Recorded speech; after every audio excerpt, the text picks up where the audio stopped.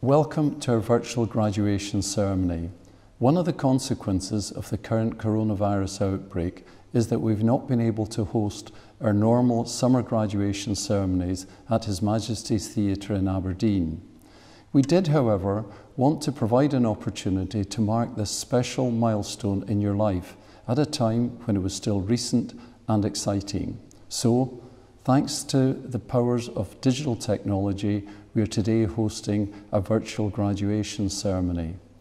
A benefit of this is that all graduating students and their families and friends can participate, irrespective of where in the world they currently reside.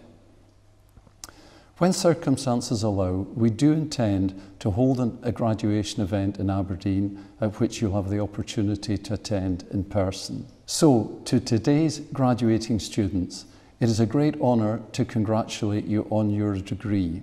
This is a sentiment I know that will be shared by staff of the university and those close to you who, during the course of your studies, will have encouraged you, supported you, and at times, no doubt, fallen out with you.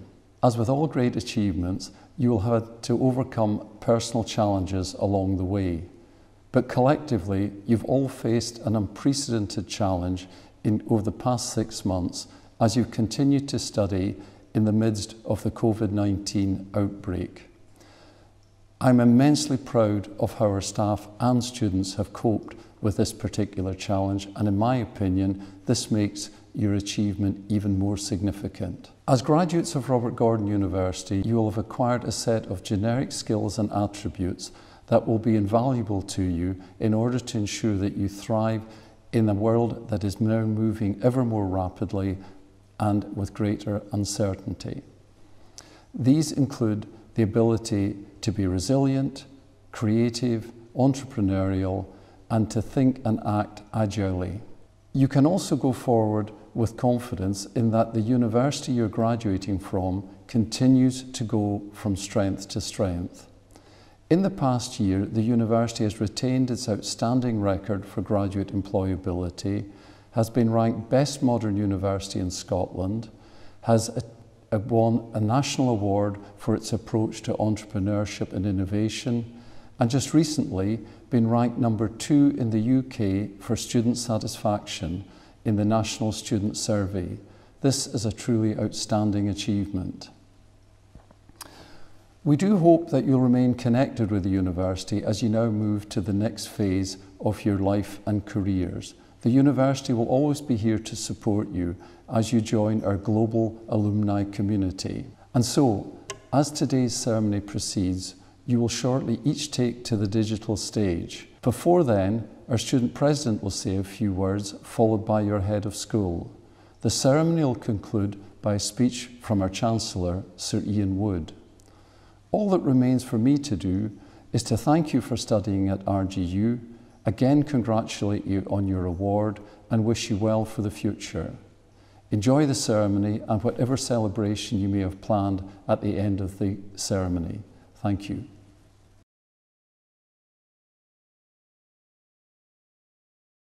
On behalf of all students, we congratulate the class of 2020. We'd like to thank the Chancellor, the Principal, the Board of Governors, Senior University Management, and all members of staff who have contributed tremendously and adapted in the most audacious ways to deliver great service to the students' experience. And to you, our wonderful families and friends, for your tender, loving support. You all are amazing. Today is indeed a remarkable day because it is a day where giants stand in their strides and conquer on every ground. And you, the class of 2020, are the best thing that has happened this year. It is true that these uncertain times have appeared unexpectedly and tried to undermine your achievements. But your resilience, your attitude, and the audacity to have hope in such a trying time is what every one of you would and should be remembered for. So dear class of 2020, it is an absolute honor to speak to you in this first ever virtual graduation. I understand the hurdles that you have had to jump, the sleepless nights, the tireless hours spent on coursework, and exams while surviving a global pandemic. All that does not matter now. What matters is that you have made it and you are here. Although we have thanked many people today, it's important for yourselves to take a moment to look back with pride on what you've achieved and to realise that you've got to the end of this journey thanks to all your efforts that you have put in through the years that you've spent at RGU. I want to wish you all the best of luck in the future, and please dream big, and remember that a smooth sea never made a skillful sailor. So no matter what challenges are thrown your way, remember to look back with pride on the challenges you've already tackled, and always remember that you will have a home here at RGU. Once again, congratulations to the class of 2020.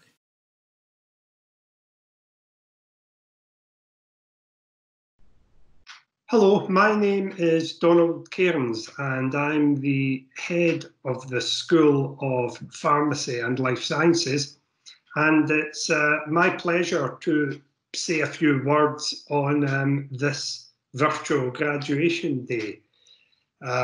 My first and most important role is to congratulate each and every one of you for achieving your degree.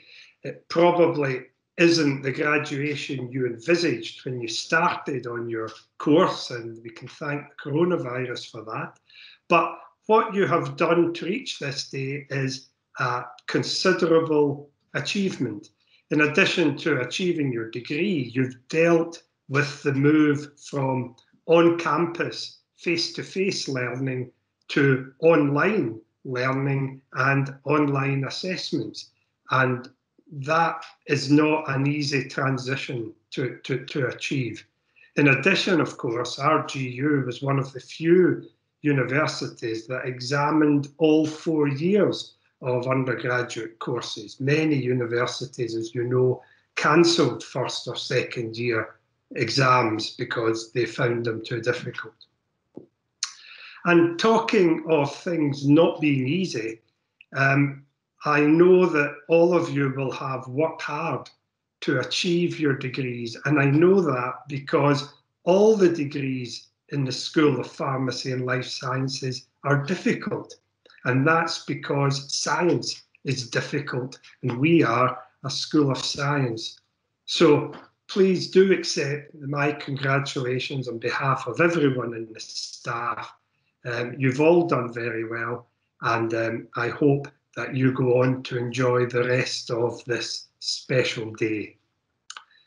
Chancellor, I present to you the graduates of the School of Pharmacy and Life Sciences and ask that you confer the following awards of the university on them.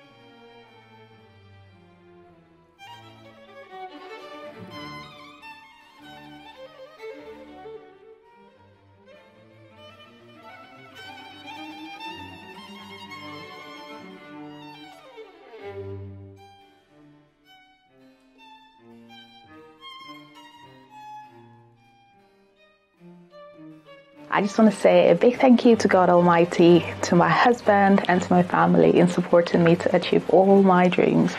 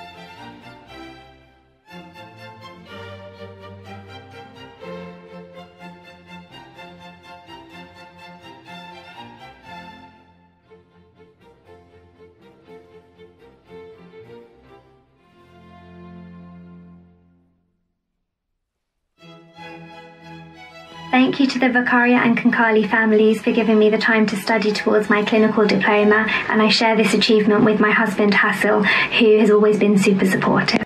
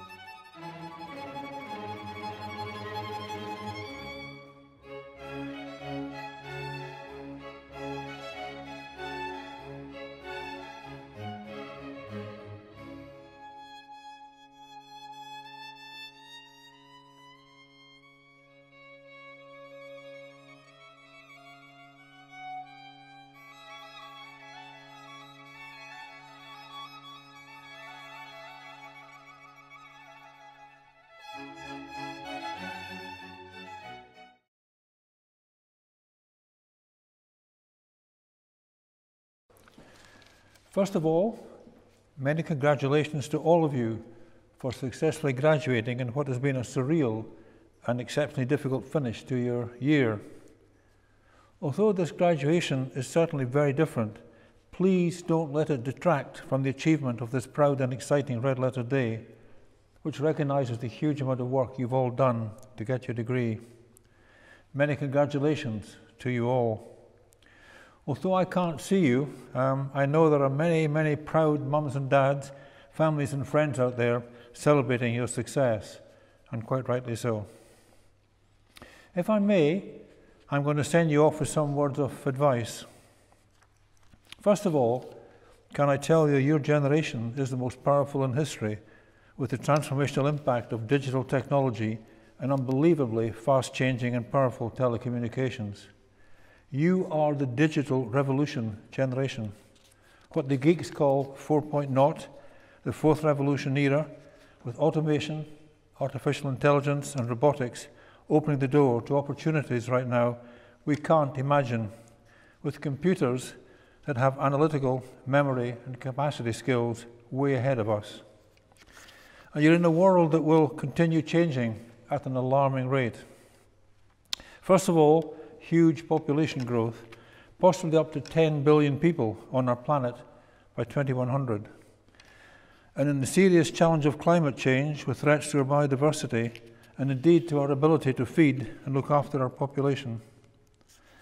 And we're not getting any better at working together with growing religious and racial strife and terrorism and major acts of violence, almost weekly events. You will live through huge discoveries in space investigation, and there's huge strides in medicine and science with people living longer, possibly much longer. And locally, we're in a major transformation from oil and gas to energy transition, with the opportunity to establish our region as a major player in tackling the net zero challenge and the hope for net zero carbon by 2045. To be truthful, my generation hasn't really done much to solve the huge inequities across our planet. Almost 1/4 of our world's population still live in abject poverty and life-threatening misery on less than £1 a day. About 1 billion people around the world suffer from serious hunger. 8,000 children die each day from malnutrition, and 15,000 die each day from diseases we can easily cure. My generation's failure is not because we don't care.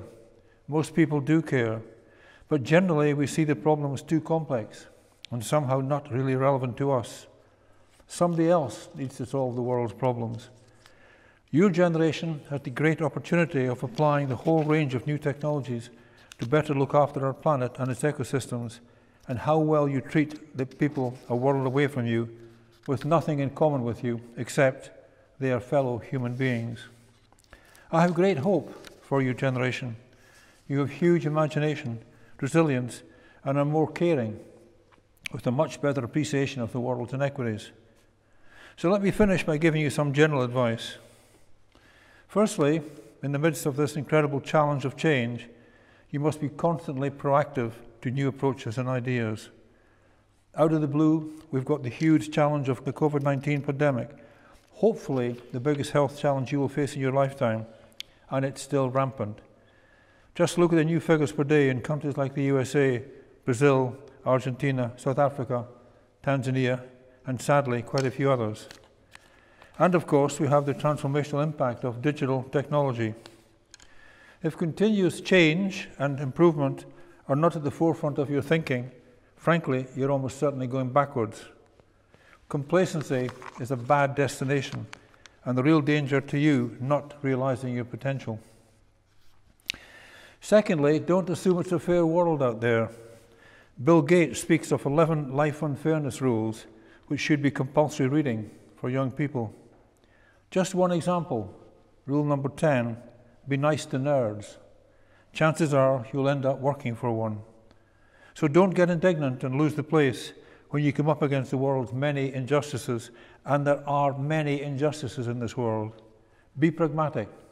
Plan and work your way through the real world as it is, warts and all. Don't waste your time recriminating on the what-ifs of the past.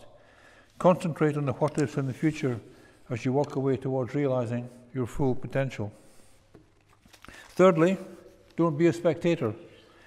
Most of the things that have gone wrong in our world have occurred because good people stood by and let them happen. The great explorer Ernest Shackleton defined optimism as moral courage. I urge you to be morally courageous. Be a maker, be a doer, be a creator.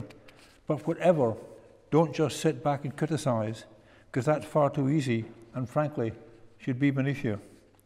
As from today, you are no longer a spectator. You have graduated into the real world and are now endorsed and engaged as a player. There's a very wise saying, inside an old person is a young person asking, what happened? What have I achieved? Don't be that person. Fourthly, don't be afraid to make mistakes and don't fear failure. I've certainly lost control of the number of mistakes I've made in my business career. The key thing is to recognize them quickly and rectify them. Don't ever hide from your mistakes. You'll just compound them. Some failure in life is inevitable unless you live so cautiously that you might as well not have lived at all, in which case you fail by default. Fifthly, think global. Some of the biggest problems we currently face in our country, the economic financial challenges, COVID-19, the availability of energy, climate change, and the threat of terrorism, these are global problems, and they need global solutions. And Scotland, or whichever country you come from, is not the centre of the world. Our world has no centre. It's a matrix of countries and religions, ethnic groups and cultures. Sixthly, although global business is highly competitive, you absolutely don't need to compromise on your principles and ethics. Ethical business practice and corporate social responsibility is a key part of the Robert Gordon University learning. Don't ever in business sacrifice your self-respect or your integrity. Penultimately, when you've chosen, go for it. Don't ever underestimate your own potential. It's incredible what the human spirit can do if you really believe in yourself and set your sights high. Right now, you're focused on getting a good job and taking the next step in your life. But each of you should have a dream based on ambitious goals, well in excess of your reasonable expectations. Really challenge your aspiration. Don't let cannot dominate your vocabulary. I was Wood Group's first employee in the oil and gas industry in 1970. I set off with energy and zeal, but frankly, not at all sure where I was going and how I might get there. When I retired from Wood Group almost 8 years ago now, it employed 43,000 people in 50 countries around the world. You can climb mountains and cross wide seas. And finally, in this very troubled world, be responsible, caring and tolerant. Our planet and its different inhabitants, whether God or science made, is truly an incredible miracle. If you're in any doubt, just watch the David Attenborough Blue Planet series or the Brian Cox Planet programs. The truth is, we're unbelievably privileged to have time here. What is quite unforgivable is that our lack of tolerance of race and creed and our inability to balance wealth and well-being are abusing that privilege and possibly irretrievably damaging our ecosystem and our children's future. Different religions, races and cultures must be prepared to live together and to support each other in a generally more caring and tolerant society. And lastly, I'm going to tell you something you may not want to hear. In the context of the global world we live in, you are very privileged. Your intelligence, your talents, your capacity for hard work, the excellent education you've earned and received gives you unique status and unique responsibilities. To whom much is given, much is expected. And the way you live your lives, the values you adopt, the example you set, will have an impact way beyond your borders. With privilege comes responsibility, and I urge you to discharge it altruistically and caringly.